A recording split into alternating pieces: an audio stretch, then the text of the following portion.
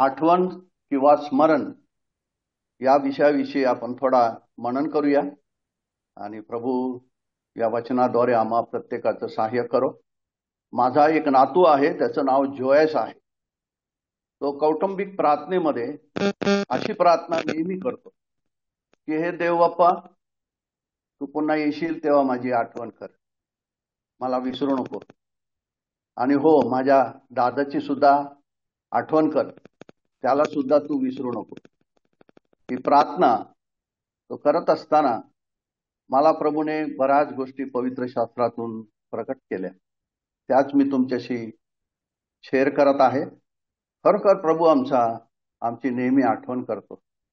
आम्हाला वाटतं की आमची तो आठवण करत नाही, परंतु ज्यावेळेस नोहा त्या तारवात होता, त्याच्याबरोबर त्याचे सर्व प्राणी, वनपशु, ग्रामपशु, जलचर आतमध्ये होते। आणि त्यावेळेस उत्पत्ती याच्या 8व्या अध्यायामध्ये पहिलं वचन आम्हाला सांगते, मग देवाने नोहा व तारवात त्याच्यावर असलेले वनपशु, ग्रामपशु सर्वांची आठवण केली। आणि परमेश्वराने तेव्हा आठवण केली, म्हणून आज तुम्ही आणि मी जिवंत आहोत। या जिवंतांच्या भूमीमध्ये आम्ही जिवंत आहोत। जर प्रभू परमेश्वर त्यावेळेस विसरला असतं तर काय झालं? कारण त्या वचनाच्या अगोदरचं एक वचन आहे, ते वचन आम्हाला असं सांगतं की 150 दिवसपर्यंत पाणी पृथ्वी व्यापून होते। गेल्या 2-3 दिवसात आम्ही मुंबईमध्ये पाहत आहोत, महाराष्ट्रामध्ये सुद्धा पाहत आहोत, 1 किंवा 2 दिवस जरी पाऊस झाला तरी काय परिस्थिती होती। इथे 150 दिवस पाणी होतं आणि दरवाजा तर परमेश्वराने बंद केला होता। मग काय स्थिती असेल? काल परवा मुंबईमध्ये मोनोरेल नावाची जी गाडी आहे, त्या ट्रेनमध्ये लोक अडकले, 1-1.5 तासामध्ये गुदमरू लागले। अजून वेळ लागला असता तर कदाचित मृत्युमुखी पडले असते। तर या प्रकारे परमेश्वर आमची आठवण करतो। त्या अध्यायामध्ये पहिलं वचन इंग्रजीमध्ये असं आहे, अँड गॉड रिमेंबर नोहा, परमेश्वराने आमची आठवण केली। उत्पत्तीच्या 29व्या वचनामध्ये अँड गॉड रिमेंबर्ड अब्राहम, अब्राहमाची परमेश्वराने आठवण केली। त्यावेळेस सुद्धा स्थिती अशी होती की आज सदोम आणि गमोरा यांचा नाश चालला होता। सदोमच केवळ आणि गमोराच केवळ नव्हे, आजूबाजूचे सर्व प्राण आणि तळवटीचा सर्व भाग हा नाश झालेला होता। परंतु त्यावेळेस असा शब्द आपल्याला ऐकायला मिळतं की देवाने अब्रामाची आठवण केली। खरं तर आपण असं ऐकायला पाहिजे होतं की देवाने लोटाची आठवण केली, पण तसं न लिहिता पवित्र शास्त्र आम्हाला असं सांगते की देवाने अब्राहमाची आठवण केली। अब्राहमामुळे लोट आणि लोटाचं कुटुंब त्यांचा बचाव झाला। आमच्यामध्ये सुद्धा प्रभू येशू ख्रिस्तामुळे तुमचा आणि माझा बचाव झालेला। आम्ही सुद्धा त्या नाशामध्येच होतो, पाप आणि अपराधांमध्ये मृत असे लोक होतो। आमचा बचाव करण्यासाठी काही मार्गच नव्हता, परंतु प्रभू येशू ख्रिस्तामुळे आमचा बचाव झाला, कारण त्याने आमची आठवण केली। आणि म्हणून पूर्वीच्या जुन्या करारामध्ये आपल्याला अशा गोष्टी पाहायला मिळतात की गणना 10व्या अध्यायामध्ये 9 आणि 10 वचन जर आपण वाचलं तर त्याच्यामध्ये असं लिहिलेलं आहे की परमेश्वर त्याच्या लोकांना नेहमी मोशेद्वारे सांगत असे, जेव्हा जेव्हा तुम्ही लढाईला जाल, केव्हाही जाल, तेव्हा तुम्ही करणे वाजवा। करण्याचं गजर ऐकून परमेश्वर याच तुमची आठवण होईल। आज प्रियांनो, तुम्हाला आणि मला करणे वाजवायची गरज नाही। आज आमच्या हातात प्रार्थनेचे अस्त्र दिलेलं आहे आणि हे शस्त्र आम्ही जर वापरलं तर आजही परमेश्वर जो अब्राहमाच्या काळात होता, जो नोहाच्या काळात होता, जो मोशेच्या काळात होता, तो आजही तोच आहे, तो बदललेला नाही। आणि तो आजही आमची प्रार्थना आहे। आणि म्हणून अशी जी प्रार्थना ज्यांनी केलेली आहे ती, परमेश्वरा आमची आठवण कर। प्रभू धावत आलेला आहे, त्याने त्यांना सोडवलेलं आहे। परिस्थिती कशी असो, मनुष्य प्रार्थना करणारा कोणी असो, तो राजा असो, भिकारी असो, तो संदेष्टा असो किंवा तो चोर असो, कुठल्याही व्यक्तीकडून धावा मिळाला, परमेश्वर धावून येतो आणि सहाय्य करतो. आणि म्हणून स्तोत्रकर्ता 136 मध्ये म्हणत आहे, त्याने आमच्या दैन्य अवस्थेमध्ये आमची आठवण केली. असा आठवण करणारा परमेश्वर, आम्ही सुद्धा त्याची आठवण करूया. आणि जर ही प्रार्थना आम्ही केली तर खरोखर प्रभू आम्हाला धावून सोडवणारा देव आहे. हे मनन करत असताना मला पवित्र शास्त्रामध्ये अशा व्यक्ती मिळाल्या की ज्यांनी ही सेम प्रार्थना केलेली आहे. हन्ना, पहिले शमूएल 1 अध्याय त्याच्या 11व्या वचनामध्ये ती म्हणत आहे, हे सेनाधीश परमेश्वरा, तू माझी आठवण कर आणि आपल्या दासीला विसरू नकोस आणि तिला पुत्र संतान दे. आणि तुम्हाला माहित आहे की परमेश्वराने तिला पुत्र संतान दिला. आणि त्या 19व्या वचनामध्ये त्या अध्यायाच्या परमेश्वराने तिची आठवण केली असं स्पष्ट लिहिलेलं आहे. आणि असा आठवण करणारा परमेश्वर आमचा आहे. आणि त्याने तिला जो पुत्र दिला तो एक महान संदेष्टा, महान याजक आणि महान शास्ता झालेला आहे. पुढे अजून एक उदाहरण मला आढळून आलं पवित्र शास्त्रामध्ये की शमशोन नावाचा जो शास्ता होता, तो शास्ता अतिशय बलवान होता आणि त्याच्याद्वारे परमेश्वराने फलिस्त्यांच्या शत्रूंच्या हातून इस्रायल लोकांची सुटका करवली. आणि 16व्या अध्यायामध्ये 28व्या वचनामध्ये तो म्हणत आहे, हे परमेश्वरा, हे प्रभू, कृपया माझी आठवण कर. आता ह्यावेळेस परिस्थिती अशी होती की त्याला तुरुंगात टाकलेलं होतं, त्याच्या हातापायात बेड्या होत्या, त्याचे डोळे फोडलेले होते आणि त्याच्या समोर त्याला लोकांच्या समोर आणलं जात होतं. आणि त्यावेळेस इतके लोक त्याची टिंगल आणि मस्करी करण्यासाठी जमलेले होते. त्या एका इमारतीमध्ये जवळजवळ 3000 लोक केवळ गच्चीवर होते आणि खाली कित्येक लोकांची गर्दी होती की आमच्या शत्रूला आता मारणार आहेत ते बघण्यासाठी. पण ह्याने काय केलेलं आहे, याने एकच प्रार्थना केली की हे प्रभू परमेश्वरा, कृपया माझी आठवण कर. हे देवा, फक्त ह्या वेळेस मला बळ दे. आणि देवाने त्याची आठवण केली. आणि तुम्हाला माहित आहे, अशा परिस्थितीत सुद्धा त्याने 2 हाताने 2 खांब धरले आणि ती इमारत पडली. आणि तिथे असं नमूद करून ठेवलेलं आहे की त्याच्या सर्व हयातीमध्ये त्याने शत्रूला मारलं नाही, त्याच्यापेक्षा अधिक शत्रू त्यावेळेस मृत्युमुखी पडलेले आहेत. जवळजवळ 20 वर्ष तो इस्रायलाचा शास्ता होता. पुढे आपण पाहिलं अजून एक उदाहरण पाहूया. हिजकिया नावाचा राजा, तुम्हाला सर्वांना माहित आहे, 2 राजे 20वा अध्याय 3रं वचन, ओ लॉर्ड रिमेंबर मी. तो म्हणत आहे, प्रभू, मी तुझ्या सत्यतेने, मी सात्विक मनाने तुझ्या समोर वागलेलो आहे आणि याची तू आठवण कर. आणि ही आठवण परमेश्वराने केलेली आहे. आणि जो त्या दिवशी मरणारच होता, परंतु प्रभूने त्याची प्रार्थना ऐकली, त्याचे अश्रू पाहिले, तो मनस्वी रडला आणि त्याने धावा केल्यामुळे प्रभूने त्याला आरोग्य दिलेलं आहे. आणि सांगितलं 3ऱ्या दिवशी तो मंदिरात जाशील. आणि त्याचा आयुष्य 15 वर्ष वाढून मिळालेला आहे. पुढे आपण पाहूया, अजून एक उदाहरण आपल्याला पाहायला मिळतं. योना हा प्रभूचा संदेष्टा होता, परंतु तो प्रभूची आज्ञा न मानता इतर मार्गाने दुसरीकडे चालला होता. आणि मग तो 2ऱ्या अध्यायाच्या 1ल्या वचनात, 2ऱ्या वचनात आणि 7व्या वचनात आपल्याला पाहायला मिळतं. योना 2:1-2:7 त्याच्यामध्ये असं म्हटलेलं आहे, तेव्हा मी परमेश्वराचे स्मरण केले, परमेश्वराची मी आठवण केली, आय रिमेंबर्ड गॉड.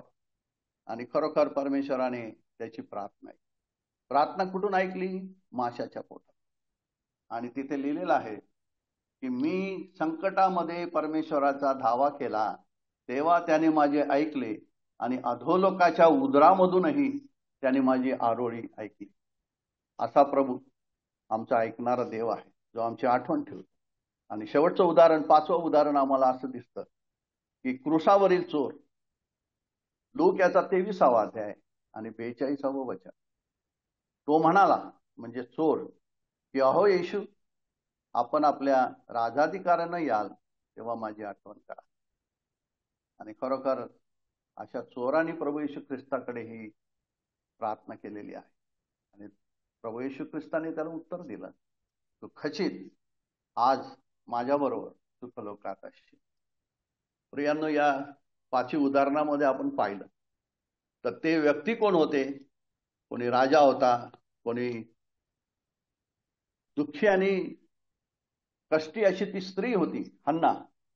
तिने प्रार्थना केली मंदिरामधून. शमशोन होता, देवाचा शास्ता होता, त्याने प्रार्थना केली तुरुंगामधून, बंदिवान बेड्या घातलेल्या स्थितीमधून. हिजकियाने घरामधून प्रार्थना केली भिंतीसमोर उभा राहून.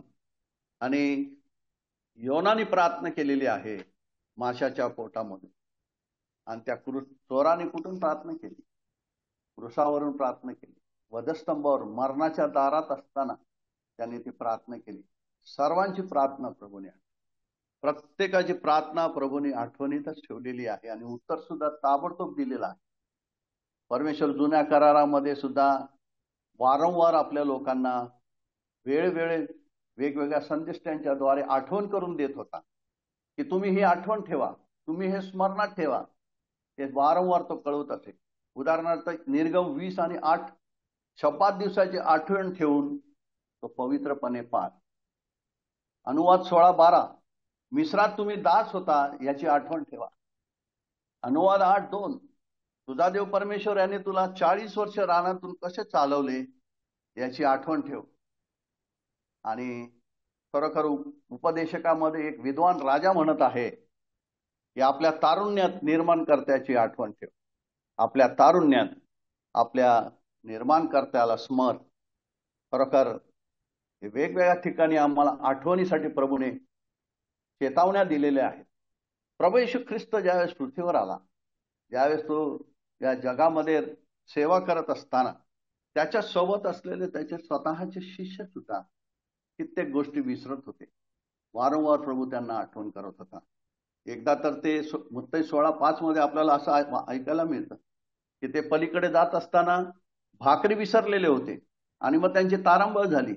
आणि त्या पाहून परमेश्वर प्रभू येशू ख्रिस्त त्यांना म्हणाला, तुम्हाला आठवत नाही का 5,000 लोकांना आणि 4,000 लोकांना जेवू दिला आपण, त्यावेळेस किती टोपल्या तुम्ही एकत्र केलेल्या. अशा प्रकारे त्याने आठवण दिली. आणि त्या मंदिराचा ज्यावेळेस शुद्धीकरण प्रभू येशू ख्रिस्ताने केलं, लूक 2:17 त्याच्यामध्ये म्हटलेलं आहे की त्या मंदिराविषयीचा आवेश मला ग्रासून टाकेल असा जो शास्त्रलेख आहे त्याची त्याच्या शिष्यांना आठवण झाली. कित्येक अशा घटना आहेत ज्यामध्ये आम्हाला पाहायला मिळतं की प्रभू येशू ख्रिस्त त्यांना वारंवार या गोष्टींची आठवण करून देत होता. ज्यावेळेस यरुशलेमेमध्ये जयोत्सवाने त्याचं स्वागत करण्यात आलं, झावळ्या आणि कपडे लोकांनी समोर टाकले, ते पाहून ह्या गोष्टी शिष्यांना समजल्या नव्हत्या. परंतु प्रभूचं गौरव झाल्यानंतर त्यांना त्याची आठवण झाली की ह्या गोष्टी लिहिलेल्या होत्या. 16 मध्ये योहानाचा 16वा अध्याय आणि 4थ्या वचनामध्ये असं लिहिलेलं आहे की मी तुम्हाला या गोष्टी अशासाठी सांगून ठेवलेल्या आहेत की ती घडण्याची वेळ आलेली आहे आणि मी तुम्हाला सांगितले होते याची तुम्हाला आठवण व्हावी.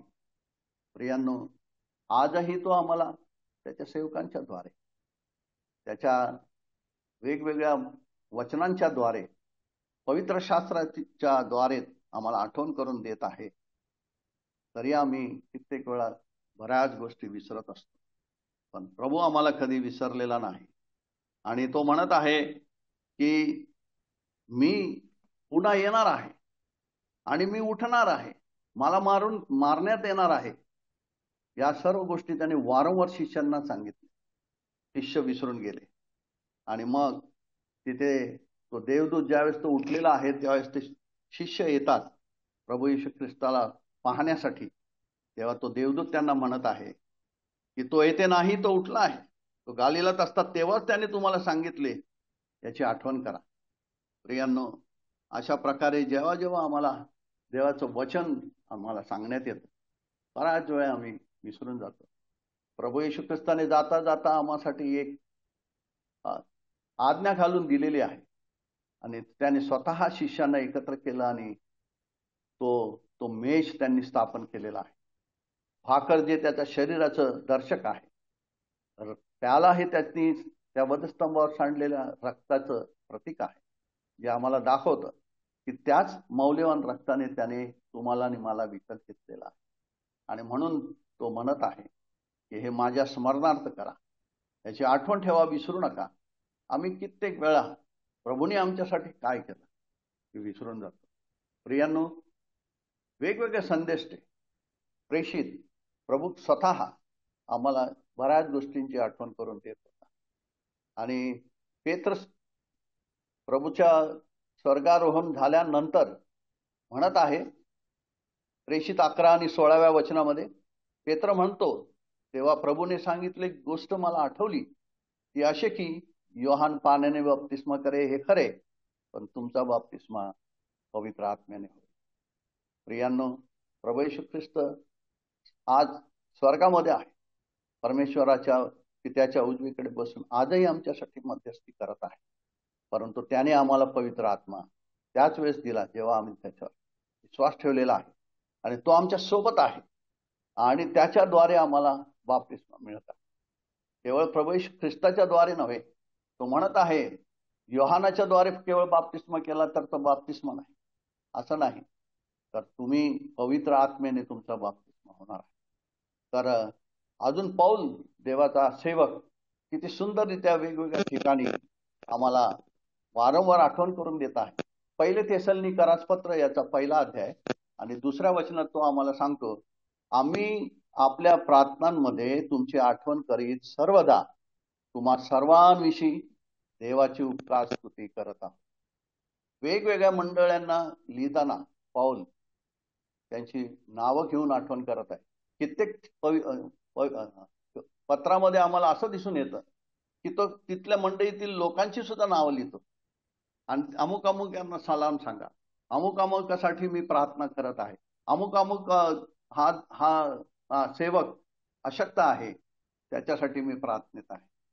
प्रियांनो, अशा प्रकारे तो प्रत्येकाची आठवण करत आहे आणि म्हणत आहे, तुमची आठवण मी सर्वदा करून देवाची स्तुती करत आहे. दुसरे इफिसकरास पत्र याच्या 2ऱ्या अध्यायामध्ये जो 11-12 वचन आहे त्याच्यामध्ये पूर्णतः म्हटलेलं आहे की हे आठवण करा की तुम्ही पूर्वी कसे होता. आम्ही पूर्वी कोण होतो प्रियांनो? आम्ही परमेश्वराच्या विरुद्ध चालणारे लोक होतो. आम्ही दूरचे होते, मूर्तीपूजक होतो, आशाहीन होतो, देवहीन होतो. आज देवाने आम्हाला त्याच्या जवळ केलेला आहे, त्याच्या घरचे लोक केलेले आहे. जे आम्ही दूर होतो ते आम्हाला जवळ केले. इस्रायलाच्या करारात आम्ही परके होतो, ते आम्हाला त्याने अधिकार दिलेला आहे. या सर्वांची आम्ही आठवण करावी अशी प्रभूची इच्छा आहे. आणि गलतीकरास पत्रामध्ये पौल म्हणत आहे, आम्ही गरिबांची आठवण ठेवावी. प्रियांनो, आदामामध्ये प्रभूने आम्हाला बऱ्याच गोष्टी दिलेल्या आहेत, पण आम्ही इतरांची आठवण करतो का याची आम्हाला पुन्हा एकदा आठवण राहिली पाहिजे. आणि म्हणून जाता जाता 1-2 वचनं फक्त मी वाचत आहे, ज्याद्वारे आम्हाला उत्तेजन मिळेल की आम्ही कशा प्रकारे आठवण करावी. की 2 तिमोथीमध्ये 2ऱ्या अध्यायामध्ये 8व्या वचनात संत पौल त्याचा सेवक आणि पुत्र तिमोथेयाला लिहित आहे, माझ्या सुवार्तेप्रमाणे मेलेल्यातून उठवलेला दाविदाच्या संतानातील येशू ख्रिस्त याची आठवण ठेव. बऱ्याच वेळा आम्ही आमच्या जगामध्ये दिसणाऱ्या व्यक्तींची आठवण ठेवतो, परंतु आमच्या तारणाऱ्याला आम्ही विसरतो. प्रियांनो, आम्ही आमचा उद्धारक आहे त्याला कधीच विसरू नये. सदोदित त्याची आठवण आम्हाला असावी. आणि एवढंच केवळ नव्हे, प्रभूने आम्हाला जे काही दिलेलं आहे ते इतरांना सुद्धा आम्ही द्यावं अशी पौलाची इच्छा आहे. आणि म्हणून तो पौल प्रेषितांची कृत्ये याच्या 20व्या अध्यायामध्ये 35व्या वचनामध्ये असं म्हणत आहे की मी सर्व गोष्टीत मी तुम्हाला कित्ता घालून दाखवले आहे की तुम्हीही श्रम करून दुर्बळांना सहाय्य करावे, आणि घेण्यापेक्षा देणे यात जास्त धन्यता आहे. असे जे वचन प्रभू येशू स्वतः म्हणाला होता त्याची आठवण ठेवावी. प्रियांनो, संत पौल स्वतः कष्ट करून मिळकत जमा करत असे आणि इतरांना मदत करतात. आणि म्हणून त्याने स्वतः हा कित्ता मंडळी समोर ठेवला होता. आणि म्हणून तो म्हणत आहे, स्वतः प्रभू येशू ख्रिस्ताने सांगितलेलं आहे की घेण्यापेक्षा देणं हे उत्तम आहे. आणि म्हणून आम्ही सुद्धा याची आठवण ठेवावी की प्रभूने आम्हाला जे दिलेलं आहे, आम्ही त्याच्या सेवकांना काय देत आहोत, त्याच्या गरिबांना काय देत आहोत, जे अडचणीत आहेत, दुःखी आहेत, जे गरजवंत आहेत, त्यांना आम्ही देत आहोत का? प्रियांनो, या वचनाद्वारे या आठवणी आम्हाला प्रभूने दिलेल्या आहेत की खरोखर तो आमची आठवण करतो. तो आम्हाला कधीच विसरत नाही. त्याची आम्ही आठवण ठेवतो का? दर्शने आम्ही त्याची आठवण ठेवतो का? कारण त्याने कुठल्याही परिस्थितीत आम्ही त्याचा धावा केला तर तो आम्हाला सहाय्य करणारा देव आहे. तुम्हाला आता आम्ही जी काही उदाहरणं पाहिली त्याच्यामध्ये आम्हाला दिसून आलं की माशाच्या पोटातून योनास त्याने त्याची आठवण ठेवलेली आहे. आणि शमशोन हा तुरुंगामध्ये बेड्यामध्ये असताना, डोळे फुटलेले असताना त्यांनी धावा केला आणि परमेश्वराने ऐकले. हिजकिया राजाने हाक मारली, देवाला धावा केला, रडून मनस्वी तो रडला. परमेश्वराने त्याचा धावा, त्याची प्रार्थना ऐकलेली आहे. हन्ना जी निराश होती, दुःखी होती, तिने सुद्धा रडून प्रभूच्या मंदिरात जाऊन प्रार्थना केली. तिची प्रार्थना प्रभूने ऐकली. तो परमेश्वर एकच आहे. या सर्वांची प्रार्थना ऐकणारा तो आजही तसाच आहे, कधी न बदलणार, सदा सर्व काळ टिकणारा असा देव आहे. आणि आजही आपण जर प्रार्थना त्याच्याकडे आठवण करून केली तर तो आम्हाला कधी विसरत नाही. आम्हाला धावून मदत करणारा परमेश्वर आहे. प्रभू करो या वचनाद्वारे तुम्हाला आणि मला सहाय्य करो की आम्ही सदोदित त्याची आठवण करून त्याच्या नावाला गौरव द्यावा, त्याला धावा करावा. तुम्ही कोणी असा, आम्ही जे वचन आता पाहिले त्याच्यामध्ये काही चोर होता, काही खुनी होते, काही वाईट व्यभिचार करणारे लोक होते. या सर्वांना कोणी असो, राजा असो किंवा धार्मिक असो, संदिष्ट असो, त्या सर्वांची प्रार्थना प्रभू ऐकणारा देव आहे. प्रभू करो या वचनावर आशीर्वाद पाठव, त्यानुसार चालण्यास आम्हा प्रत्येकाला सहाय्य करो.